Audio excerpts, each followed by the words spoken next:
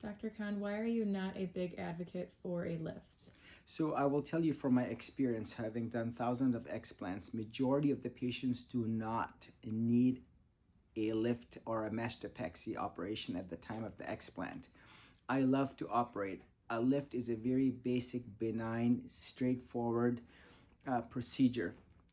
And in my practice, I find between the excess skin that I removed that truly has been expanded by the implant, between the internal sutures that I put that lift the breast tissue up, not only medially towards the midline, but superficially, between the implant that is literally pulling and dragging the breast tissue down, with the implant gone, the breast tissue recoils, between the inflammation that subsides, between the concavity of the chest that forms as a result of the implant, some less, some more, you will see that rib cage will extend outward and upward as a result of the implant being gone. Between the fluffing effect that is the breast tissue, because of its proximity to the implant, will cause the breast tissue to atrophy, diminish. With the implant gone, now the breast tissue has a chance to expand mechanically.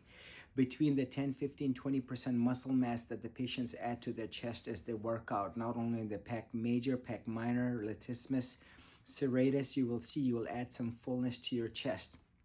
And between the recoil of the skin, if I take 10 centimeter of full thickness skin, let's say harvesting from the thigh or the back on a burn patient, and I put it on a table, it shrinks depending on the age and elasticity of the patient, anywhere from 25% to 40%. So that 10 centimeter cut of the skin now will become 6 centimeter, meaning it contracts by 25 to 40%. All of this a year and a half later, you will see will translate to a very good optimal aesthetic result, minus the unnecessary cutting around the nipple and up and down cuts, which might be unsightly scars, hypertrophic scars, hypopigmented white scars, scarring of the tissue, so that when you do a self-monthly breast exam, we do not want that to be complicating the picking up on what is breast cancer, fat necrosis, scar tissue that will occur, some more, some less. We do not want a mammogram to pick up on these scars. I want you to see what exactly a mastopexy entails. And again, not doing a surgery on a day, remember, where this tissue is bad and inflamed. You do not want to get nipple or skin necrosis.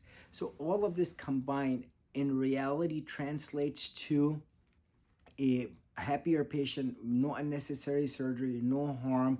The breast cancer screening is not affected, be it on a mammogram or a self-monthly breast exam, no unnecessary risks of nipple skin necrosis delays, and a surgery that the patient, like I said earlier, may not even need at all when done correctly and definitively. I just saw a 70-year-old patient. She had exactly this done, and right before my eyes, I can already see results. The other thing I want to mention here is if you go to some surgeons' websites, you will see the top 10 best pictures that they could come up with, sometimes even photoshopped, or another model patient that's not even the surgeon's own.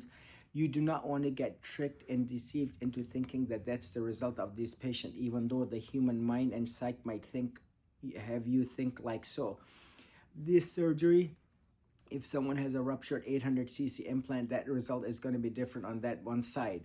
And what I do is I put a dot at the nipple on the right and also on the left, and I measure the distance up and down to the crease so that it's symmetric to both. And I balance the two sides out such that aesthetically the patients look symmetric post-op, and that they have the aesthetic result plus the physiologic result from only what is a horizontal incision, an incision that's in the crease, without touching the breast tissue. So hopefully you found this informative and helpful. This is Dr. Khan, Executive Plastic Surgery.